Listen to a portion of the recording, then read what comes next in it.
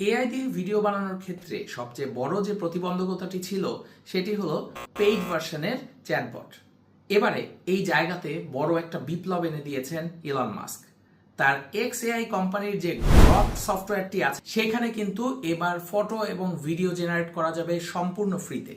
তিনি তার এক্স হ্যান্ডেলে 2-3 দিন আগে একটা পোস্ট দিয়ে বলেছেন যে সবচেয়ে পাওয়ারফুল মডেল ইমাজিন এখন থেকে ইউজ করা যাবে ফ্রিতে, অর্থাৎ ছবি এবং ভিডিও জেনারেট করা যাচ্ছে একেবারে ফ্রিতে।